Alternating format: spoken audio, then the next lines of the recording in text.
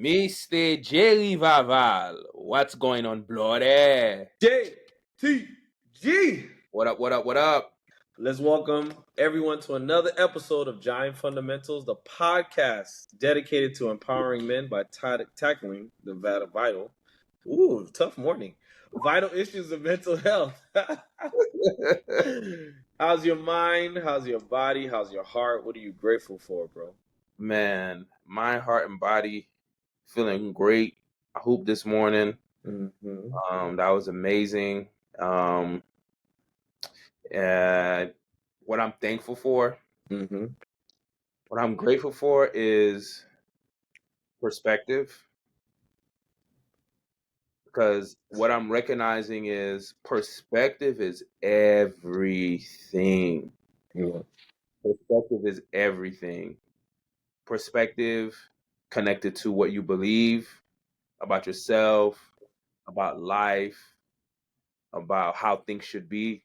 That's everything. And the reason why I bring that up is because, a lot of times, I know in times past, when I was younger, when I would go through a challenging situation, my whole childhood was challenging. Yeah. There is the depressive cloud that comes over you, and you just feel like all of life is bad.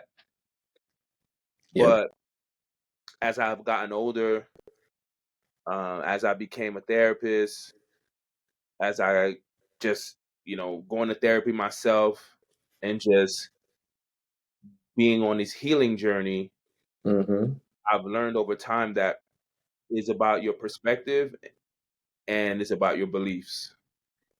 And even in the midst of going through something challenging, depending on what your perspective is and depending on what you truly believe, where your faith is, you'll be able to get through it.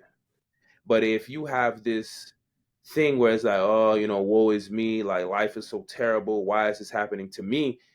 You're going to get through it, but it's just going to be very hard. Yeah. It's going to be very, very, very hard because that dark cloud is going to be over you. Versus when your perspective is in alignment with goodness, with happiness, with faith, then you can be able to see the light at the end of the tunnel. It's like it's dark, but there's one little thing that's happening in your life right now that's bringing a slight ray of sunshine in, and eventually that ray of sunshine just starts to grow, grow, grow, grow, grow. Then it's no longer dark anymore, and you're like, wow, I made it through. Yeah. So that's why I'm thankful for, man, perspective, a healthy perspective, and healthy beliefs. Man, to piggyback off that, and of course we didn't plan this, but that kind of goes into my gratitude. I'm a documentary buff. I love documentaries, and I love watching like old movies that I grew up on. So I was on HBO Max, and I saw Hoop Dreams. And for people who don't know, Hoop Dreams is a documentary about two kids up from the inner city of Chicago trying to make it to the NBA. It came out in '94, won an Oscar, and it was filmed in like the years of 1990 up to like 1992. So they go through these two young boys' childhood and of them going to a special high school, a private school that was known for basketball, which Isaiah Thomas went to. And one of them kind of flunked out of that high school, went to his local high school, and one stayed and finished his career there. But in the documentary, what really stuck out to me when you talk about perspective is just how far Black men have come. And it got me emotional, and I'm trying to, for the sake of the podcast, not get too emotional because I want to deliver this message clear, because it showed how one of the Williams, his dad was never in his life. Lived across town. He was an auto mechanic, was never in his life, and now he started to try to come back in his life once he saw his son was a big high school star. And then it also showed how Arthur, his dad, a year into his high school career, left the family, and was addicted to drugs and was a crackhead and had to deal with that. His dad eventually came back after serving almost a year in jail, came back into the family. And it just showed how Arthur's trajectory started to actually head in a positive direction little by little as his dad came back. But it was so many different themes in the documentary, just seeing how the black man wasn't part of the family, how they were addicted to drugs, how they lost their jobs, how tough it was for a black woman to raise the kids and provide for the family. And now that we're in 2025 and we see how successful black women are, we see how hands-on black men are with their families. I just had to thank God. I was just grateful. You know what I mean? Because in the documentary, it said it, many of those young boys don't even see to their age of 18. They don't even survive. I mean, even for us growing up where we grew up, there was a lot of our friends that didn't make it to 2021. You know what I mean? Like that was, I remember every year was like, okay, who's going to make it to 24? Who's going to make it to 26? You know what I'm saying? So just thinking about that really made me grateful, like just to see how far we've come as black people, but specifically as black men. Mm. That's a loaded one, man. It's true. I think this is why it's important to really, and I know you're really good at this. You, like you said, you love documentaries. Just looking at history, and history allows you to reflect on, like, yo, like, dang, and that's where, of course, like you said, like tying it into my giant gratitude. History gives you a perspective. Mm, Like, yo, them boys, they pretty much paved the way for me. yeah. And this is why you always have to be thankful, man, for those who came before you. Like, as effed up as those Zoes they did us, they also did us a solace of coming to the United States, bro. Yep. Like, yo, they came to America Mm-hmm. and they gave us a better life. Mm-hmm. Well, a lot of us can't necessarily see that, and for me, I have to remind myself of that when I get upset with them. Mm-hmm. But they gave us a better life. Like, they made big sacrifices. They went through so many different things to give us a better life so we can give our kids a better life. And then it's just going to get better and better as the generations go on. For sure, for sure. And you know, as I was watching it and allowing my emotions to, I cry for the weirdest things, right? But it's But just, you know what? That's not just you, because I remember one of my boys, he was saying that too. One of my boys in college, he was like, yo, I be watching these movies and shows and I just be crying. I never used to be like that. I said, I think it's an age thing. I don't know what it is. yeah. Yeah, I think it's an age thing. Because I It, remember there was a point in time, bruh. I mean, I've known you since I was like, what, 12, 13. I've never seen you cry until like 2017. Like, oh shit, this nigga crying? That's crazy. Now you always crying. now I'm always crying. I'm like, yo, I'm recording a podcast. I'm trying not to cry. It's crazy. And and I've taken time to see what signals it. It's just like the underdog story, like really seeing someone. Because what really got me was when Arthur's mom, Arthur was tripping with his grades. Us black kids sometimes we don't apply ourselves in high school.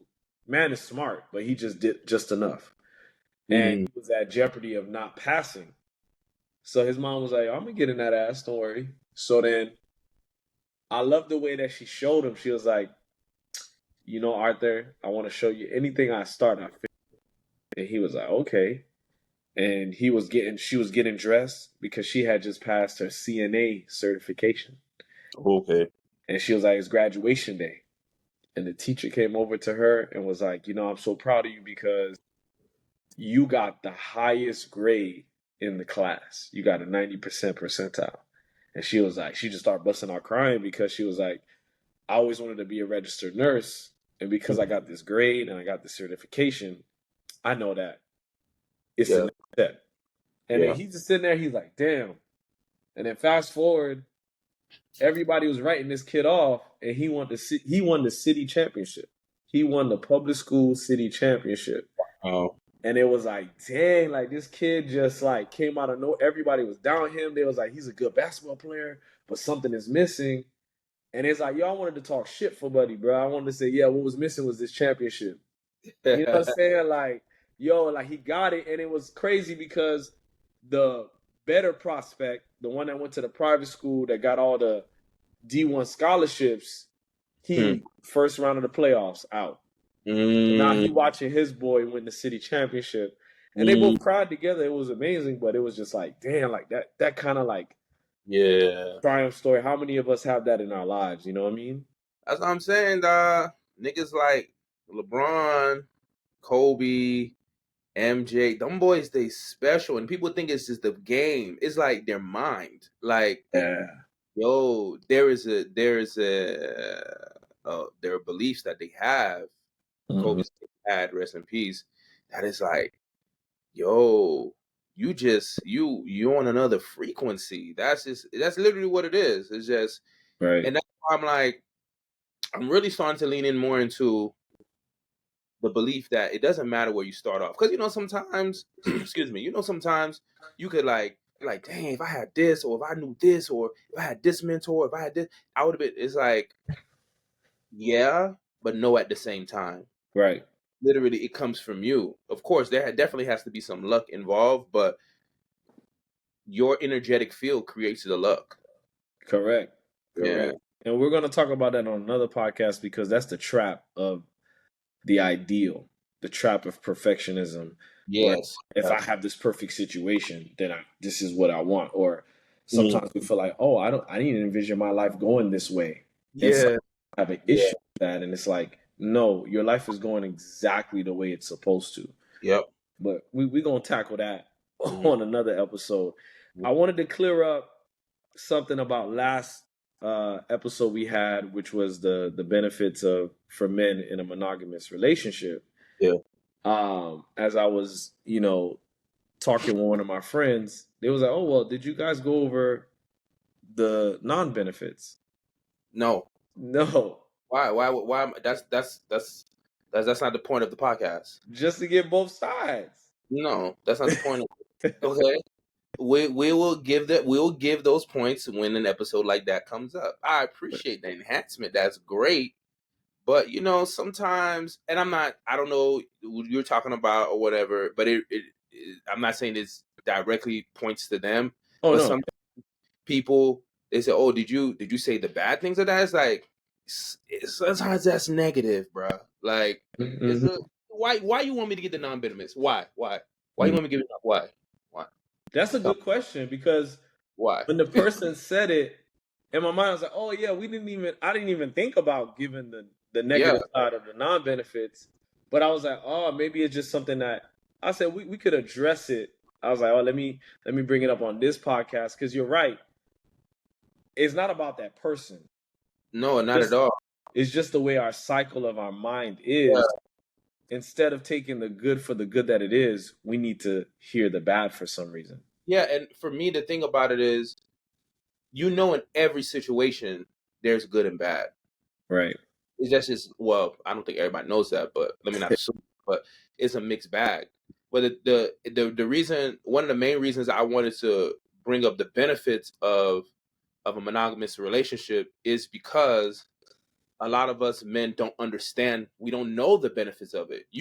I'm pretty sure if you've been married, you Mhm. can tell me the non-benefits. 'Cause I'm sure, because we like to lean on to the negative side. Right. You know what I'm saying, that's just naturally how we are. Like, we lean to the negative side, and a lot of us don't know the benefits of monogamous relationship, and that's because we're fighting and clawing every single day, trying to make ends meet, trying to, get to a certain status. And while doing that, you're having friction with your partner, you're having illnesses in your family. There's all these different things going on.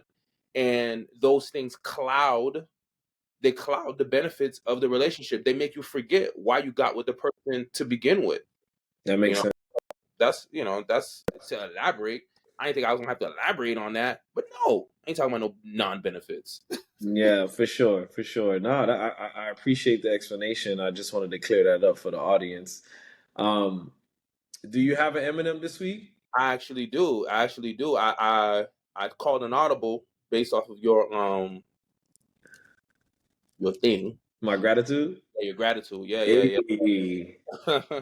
So it's one of my songs. It hasn't come out yet. Let me see if I Okay. could drop it in the at the end of the podcast. But it's called Most High. Well, we got a world premiere. It ain't ready. I only got one verse on it in the hook. Okay. The verse on it, but um, we talking about black men and how far we've come. Yeah. So the chorus goes: diamonds, jewels, royal things, Haitian bloodline, royalty, Afro ruler, royal kings. My swag, my thoughts is my gift to the world, my offering. And I say for the verse, royalties in my blood, blessed by the king up above, shod with nothing but love. Shout out my kings they call thugs. Check out the crown on my dome. Check out the jewels on my throne. Symbol of strength and shalom. I'm in my godly zone. I'm in my harvest season. Hate is considered treason. They hate the fact that I'm breathing, and it's because of one reason.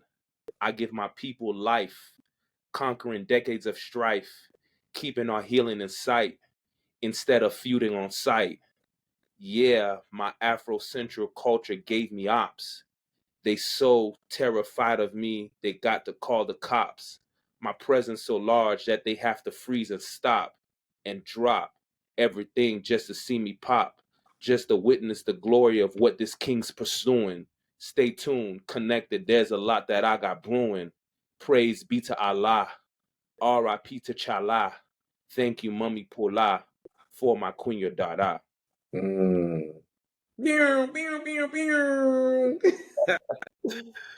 Yeah, yeah, yeah. What inspired you to, I guess, go down that rabbit hole of like, because what I hear, we always talk about white privilege, and we understand. For those of you who get white privilege, I get it, right? They were conditioned and cultured and programmed to be privileged, to always have access, to be better than everybody, right? Yeah. But when I hear your verse, when I hear your bars, it's like you're programming us to know that there's a black privilege as well.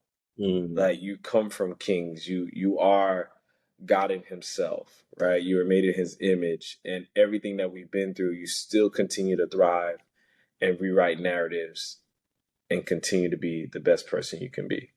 Yeah, yeah.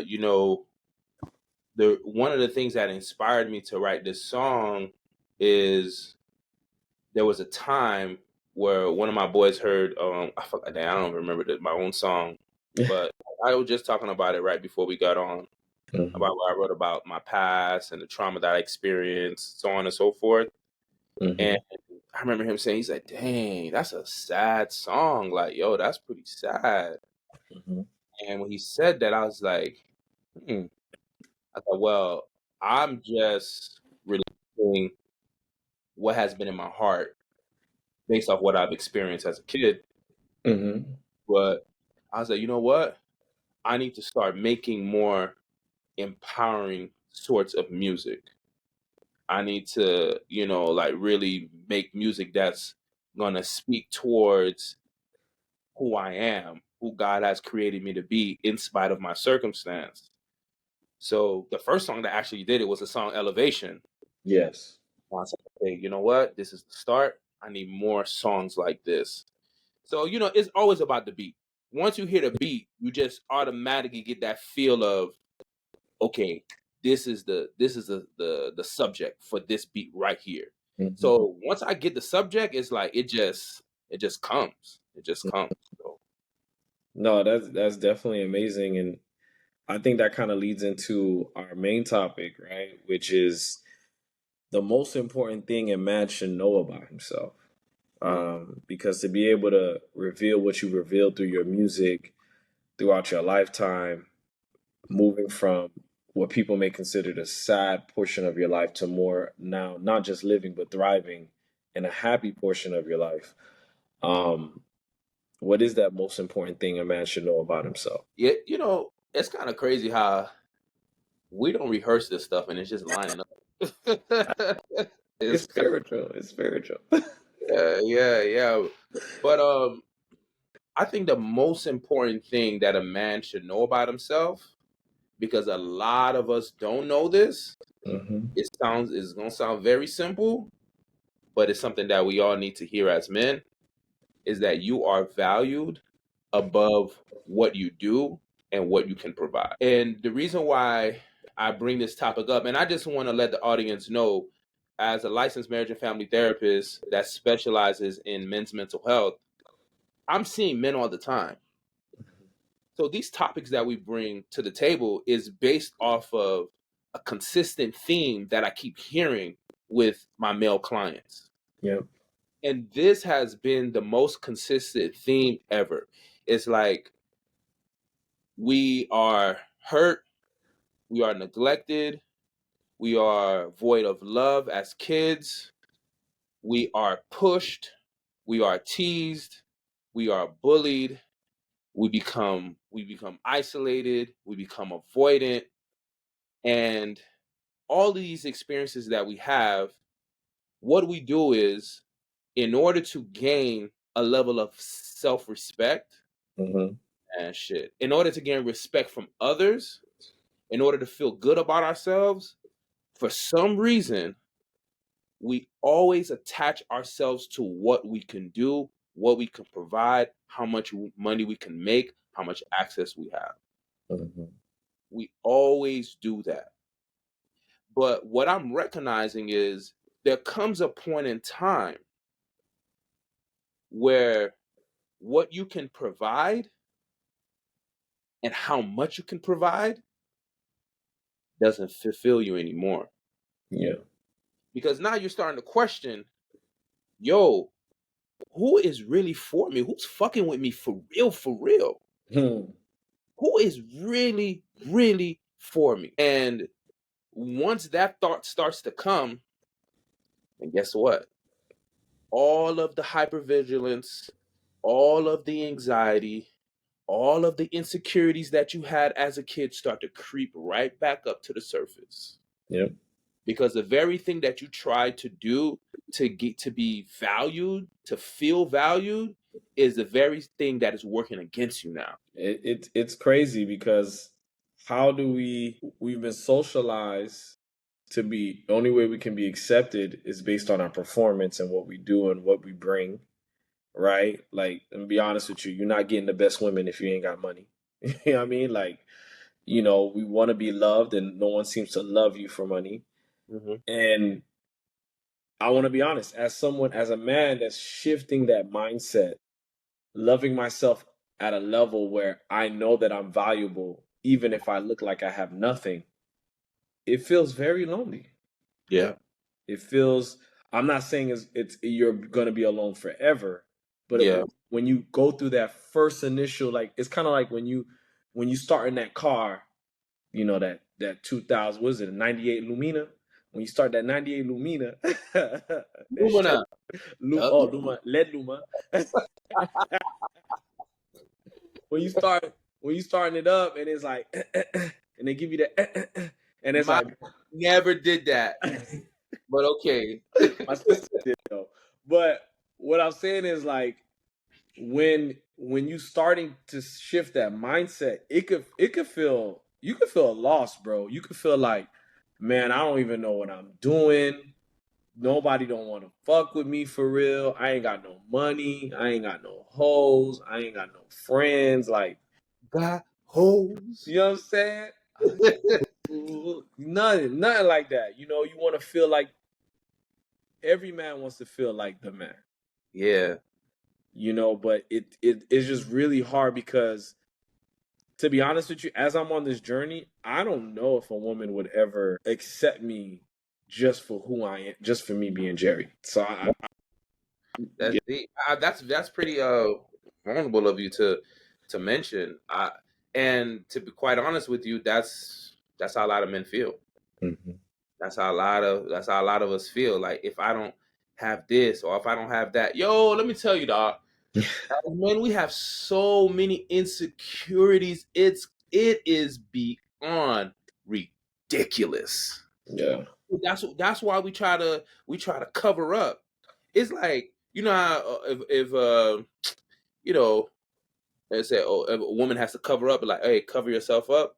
Yeah. That that's the physical manifestation to the metaphorical manifestation with men. We cover up by things. We Mm-hmm. cover up by money, by providing, by popularity. Like that's how we cover up all those insecurities. So what you're saying right now essentially is like, yo, if I'm butt booty naked, ain't nobody gonna want to deal with me like that. Especially if I ain't hard. Especially the thing is, here's the thing, right? Because you're saying something that's very important, Mm-hmm. that is relatable to a lot of men, even though a lot of us won't admit it. We relate to it. Mm-hmm. The thing about it is, it's going back and getting to that center. Because to be quite frankly, whatever you, however you say it, Stephen quite A. frankly, yeah, there you go. Quite frankly, most of us don't know what our center is, bro. Mm-hmm. I have been making transitions, boy, since 2018, Mm-hmm. and the identity that I used to have, I no longer I have that identity anymore. What my identity was rooted in before is no longer rooted in that anymore. And then little by little by little by little, more things are being extracted from me. Mm-hmm. More things that I used to cover up my insecurities, now they're being pulled away. And now I'm left with the question like, yo, who am I? Mm-hmm. And one thing that you just mentioned, and it reminds me of this book I'm reading, it's called The Untethered Soul. And you mentioned how, like, something to the effect of like, we want to feel like the man. Yeah. And in this book, it asks a question. It said, who are you? Most people, they will answer it and say, um, they'll say their name. It's like, no, that was a name that was assigned to you at birth. That's not who you are. They'll say, oh, well, I am Jonathan Gustav, who is a licensed marriage and family therapist, who has a wife, kids, et cetera, et cetera. And it's like, no, those are actually roles that you play. Who are you? And it's like, that is a very tough question to answer. So even to say that, I'm a man, I want to feel like a man, we're not even men. Mm-hmm. It's deeper than that. And the thing that the guy said, I know it sounds crazy when I say we're not even men. Yeah, I know that sounds crazy. But as as the chapter goes on, he's saying that you're more than your name, you're more than what you do, you're more than what your physical parts are. You are consciousness. And you literally who you are the one that sees. I was like, damn, that's deep as fuck. Mm-hmm. So it's like detaching ourselves from these labels Yeah. is, man, is very important. Because if you think about, we're gonna go with being a man, because we're men and we're here and we're talking to men. Mm-hmm. You say, oh, I'm a man. Let me ask you this. What does a man, according to what you believe, what you understand, what society says, all of that, what is a man? A man is a provider, like he's a protector. Uh he takes care of everything. He watches over. Uh he's the first line of defense. The He last line of defense. last line of defense, the middle line of defense. You know Yeah, what I'm saying? So like he carries every he's the ox. He pulls yeah, all the weight, you yeah. know. But you see, if we're defining being a man just simply from that, bro, we're always going to be unhappy. Hmm. We're always going to be unhappy. So we have to really start defining, okay, or define for ourselves, Mm-hmm. what is manhood to me? Hmm. To me. That's a loaded question. Yeah. And this is where the reflection comes into the picture. And this is where knowing what you value most outside of what society says, outside of what people say you should value, even outside of what you consciously think you should value. And the reason why I say that, because it's something our consciousness, Mm-hmm. what we think, is highly and heavily impacted by society. So you may think, oh, I value X. But if you go deeper, you're really just valuing it because of maybe the praise that you will receive from that value. Right. Especially in today's world with like social media. It was one thing like TV but social Bruh, media is a constant constant. reprogramming of your mind where it's one thing where you always had a voice in your mind, but Hmm. social media feels like three voices. You Yeah, always had the angel, devil. Well, there's yeah. some jack behind your head telling you they both wrong. You know what I'm saying? It's as the words of my barber. It's sickening, bro. Shout out Julio. It's sickening. It's sickening. So you're right. There are times where I value the praise. For example, there are times where I want to be famous or popular on social media because of the praise of how people think, oh, you doing it out here. You Yeah, out here, you vibing. And sure. what's funny is I've interacted with a lot of famous people or people that love these social media influencers, and the shit is whack, B. It's really like they are fake. They don't make the money they think they make. It's all a game. Mm, And there's no genuineness. Like there are some who are genuine, but for the most part, most of them are just playing a character to get some type of this external validation. yeah. And I'm just to be real with you, I can't say that I didn't fall prey to that, like just playing a character. Mm, Not just really speaking social media, but just if I peel back the layers of myself, I'm like, man, for I don't know how long, man, probably my whole life, to be honest with you, mm, I've just really been playing a role. So now I'm stepping into a season where I'm like, bro, no more fucking pretending, dog. mhm, No more performing, dog. And I'll say this: what's helping me with that, even before I say what's helping me, let me tell you where that comes from. A mm, lot of us as men, we perform and we pretend. We were mm. just talking about it before we started recording.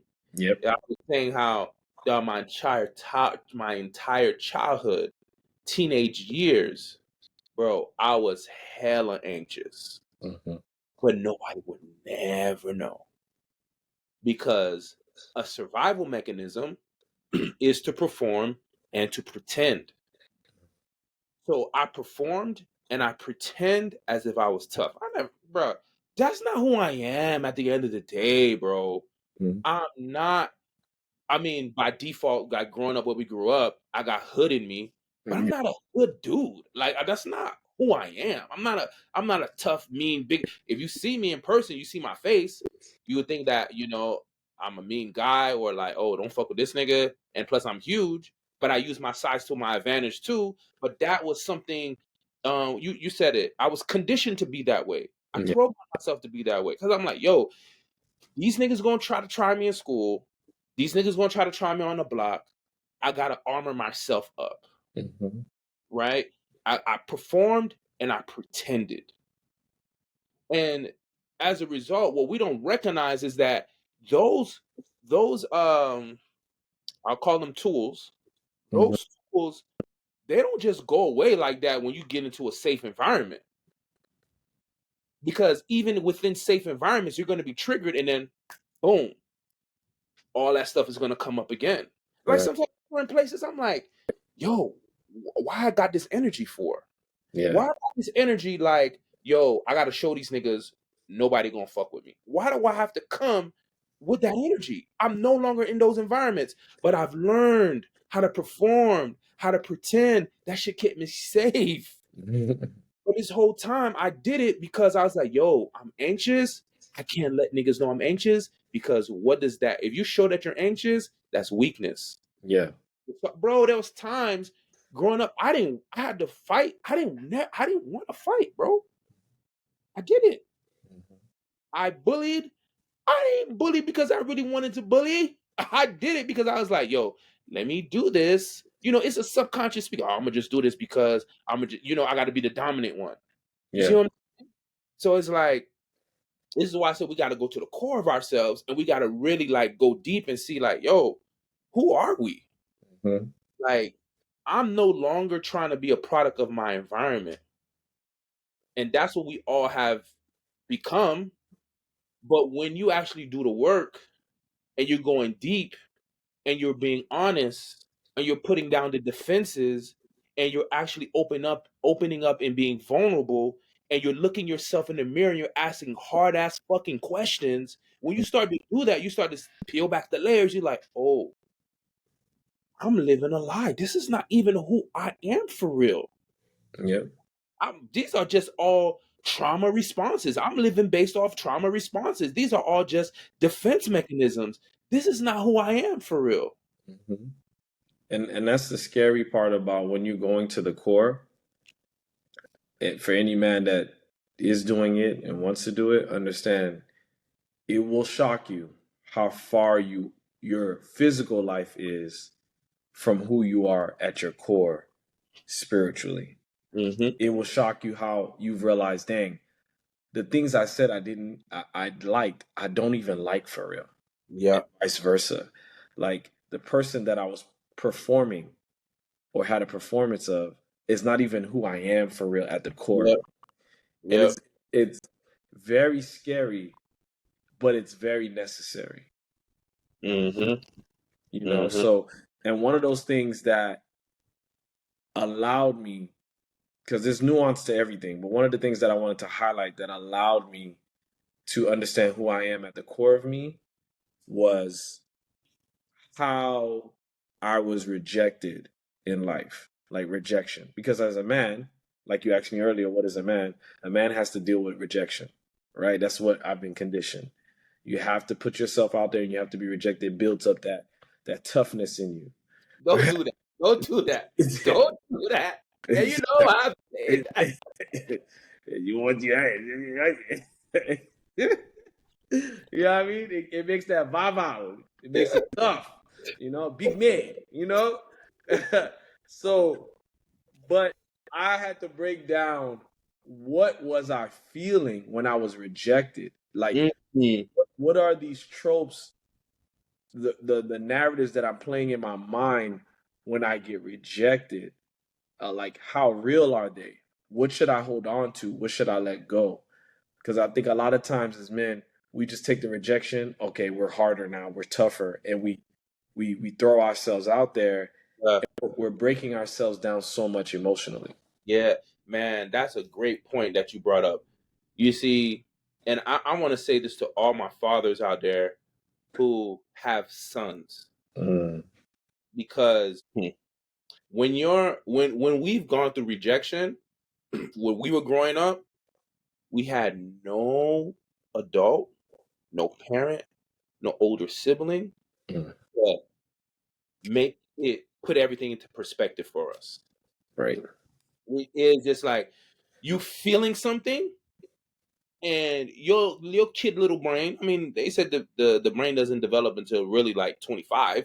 Mm, So your little kid brain doesn't understand what you are feeling. mhm, You don't understand what you're feeling. You just know it doesn't feel good. So for my fathers out there, this is why, man. This is one of the reasons why we created this podcast, mhm, is because to my fathers out there, you got to understand, like, you got to do your work, bro, yeah, because your son is about to face some challenges in life emotionally. And if you don't do your work, how the hell are you going to walk him through that?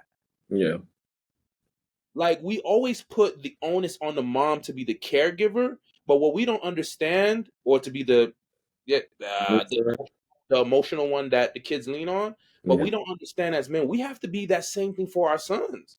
We have to bring that manly aspect of the emotional intelligence to our sons. We have to give them. But how you going to do that if you're not doing the work? How you going to do that if you scared to go deep? How are you going to do that? Like, it's impossible. Yo, my son is 8 years old. It's going to be 9 next month. Mm-hmm. And the conversations we will have is just beyond me. I'm like, yo, what if somebody was speaking to me like this when I was 8 years old? So, Mm-hmm. and here's the thing, it's like, I know what I value.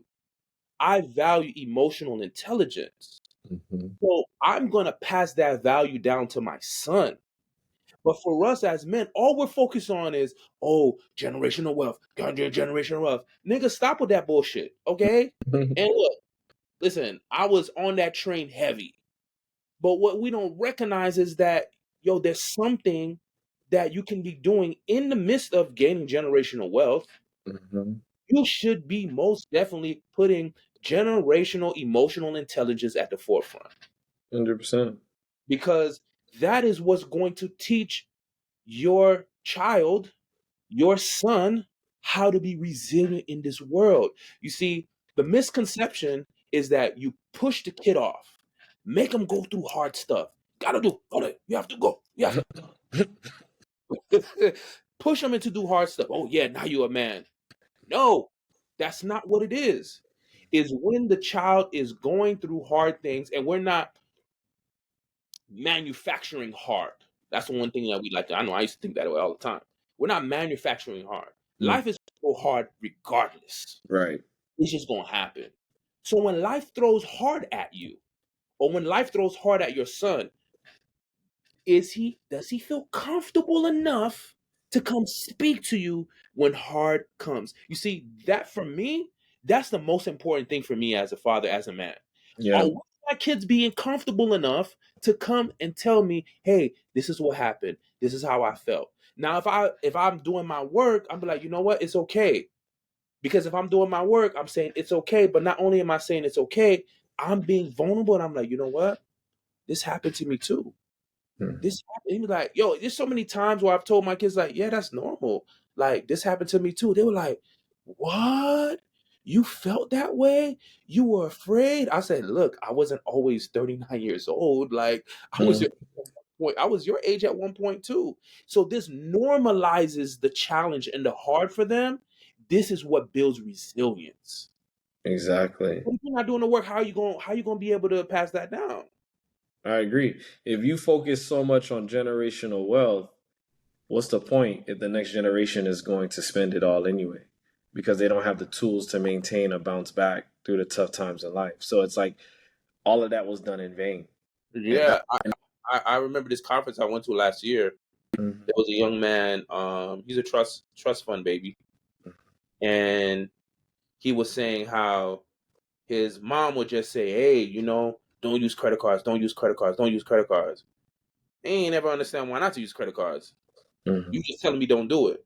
So he said, and he had a crazy story. Like he ended up going to jail, being in the gang, all this other stuff. Right now, he got his life together. He's in the family business, so on and so forth. But he said, one thing that he expressed to his mom is like, you told us not to do certain things, but you never told us why.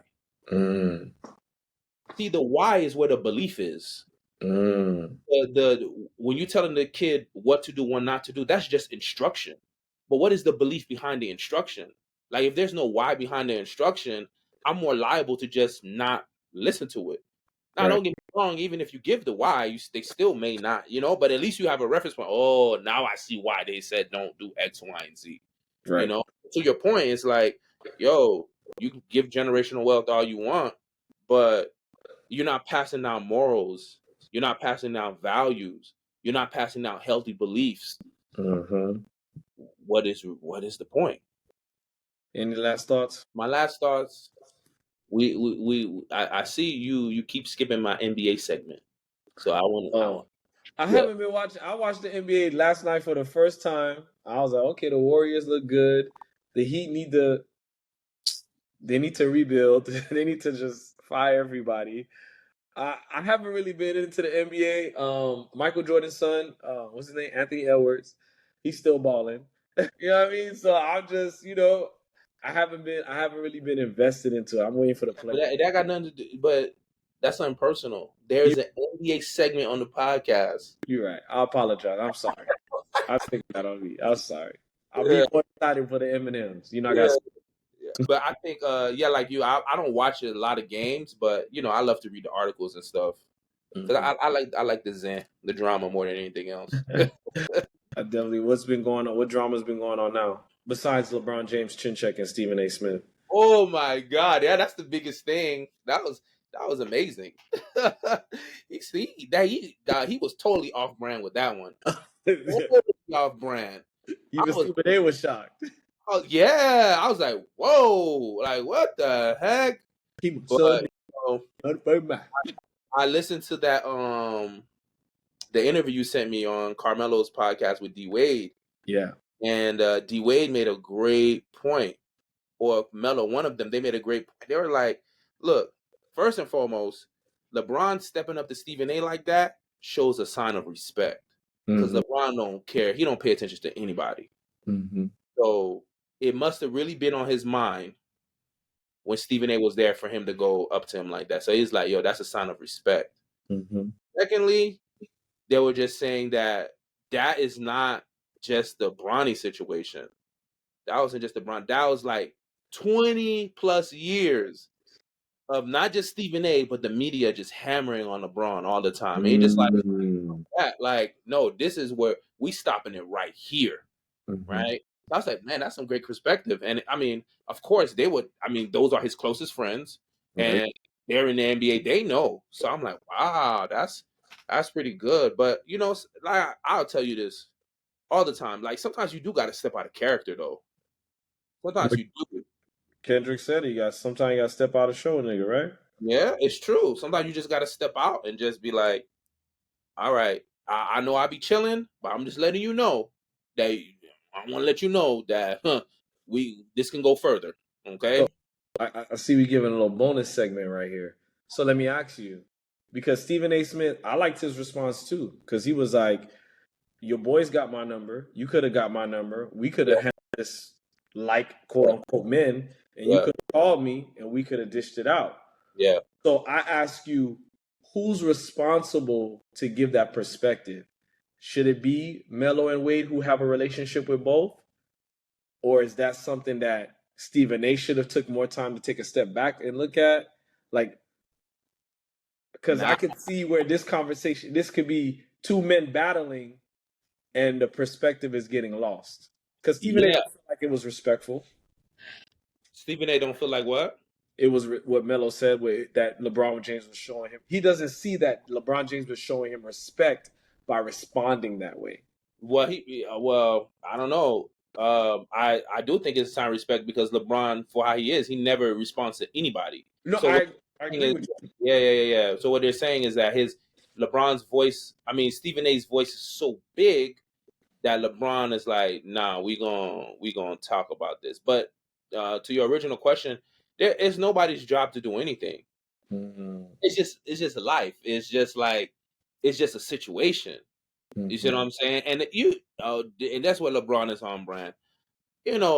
LeBron calls himself the king. He not gonna go try to have no one-on-one conversation. He not gonna do that. He Mm-hmm. not. He not. That's not. Well, Rich Paul talks for him for everything. So it's like he's not. He's not gonna do that. That's just not. That's not how he rolls. But um, I think that based off of what I hear from the players and stuff, it's like, yo, it don't matter. Like, that's Bronny's in the NBA. Yeah, he's supposed to get critiqued.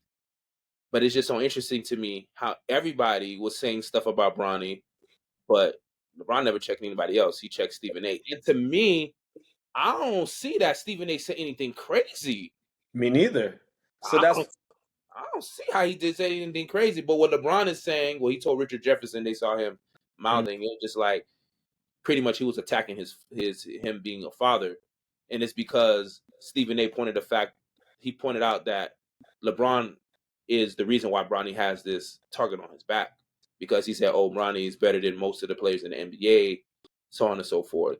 So now he gave the media something, because the media, they know they can't fuck with LeBron, right. like, but they can't fuck with his son. So it's like he should have never done that. And I agree with Stephen A. I was like, yeah, I ain't gonna lie, LeBron put too much pressure on the situation when he did that. But I think when he did that, he was speaking from a place of being a father. It was a love of our ball situation. Yeah. Yeah, he was speaking from being, you know what I'm saying? So it's like I see both sides to it. I see both sides, man. It's a great. I think it was amazing. I think it was to me it was great. I loved it. I was like, wow, like yeah, it was good. Whenever LeBron starts acting like Michael Jordan, we get so hyped. When he starts acting real like killer But you know instinct, what's Crash. funny? You know what's so funny about that? What? Nick Wright Mm-hmm. made a great point. He was like, yo, people were talking about LeBron and how that was a weak move, how he went up to Stephen A, blah, blah, blah, blah, blah. But it was like, if it was Michael Jordan or Kobe, they were like, yeah, that's the mama mentality. Yeah, that's the Yeah. killer. Yeah. I was like, dang, he has a point, dog. It's like, dang, LeBron really can't win. He really can't win, dog. That's crazy. He can't. And that's why I brought up that question, because it's one of those things where both sides is right. Yeah, yeah, for sure. We as humans is like, you got to take a side and you got to be. I'm like, nah, I can see both sides. Like, I can see Stephen A. being embarrassed by the way LeBron did what he did. I can see LeBron feeling some type of way by Stephen A. saying what he said, and then Stephen A. saying, well, you started it. And he was like, well, you didn't have to finish it. And it's like, it's back and forth, back and forth.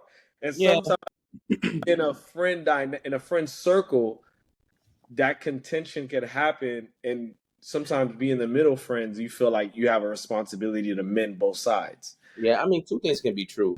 Listen, it all depends on what friends. Like me, I ain't mending nobody's stuff. I mean, I do that for a living.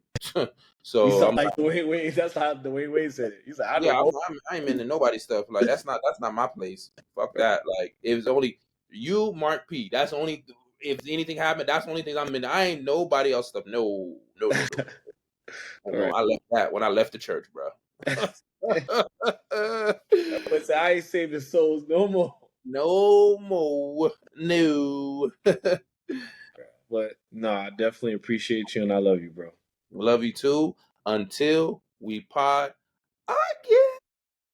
Liquid means rewind, the gunshot means forward. You requested it, so we rewind. Most majestic, royal, most kingly, distinguished, most splendid, exalted, most sovereign, regal, diamonds, jewels, royal themes, Haitian bloodline, royalty, Afro ruler, royal kings. My swag, my thoughts is my gift to the world, my offering. Royalties in my blood, blessed by the king up above. Shout with nothing but love. Shout out my kings, they call thugs. Check out the crown on my dome. Check out the jewels on my throne. Symbol of strength and shalom. I'm in my godly zone. I'm in my harvest season. Haters consider it treason. They hate the fact that I'm breathing, and it's because of one reason. I give my people life, conquering decades of strife, keeping our healing in sight instead of feuding on sight. Yeah, my Afrocentric culture gave me ops. They so terrified they got to call the cops. My presence so large that they got to freeze and stop and drop everything just to see me pop, just to witness the glory of what this king's pursuing. Stay tuned, connected, there's a lot that I got brewing. Praise be to Allah, R.I.P. to Chala. Thank you, Mami Pola, for my Kunya Dada. Most majestic, royal, most kingly, distinguished, most splendid, exalted, most sovereign, regal, diamonds, jewels, royal themes, Haitian bloodline, royalty,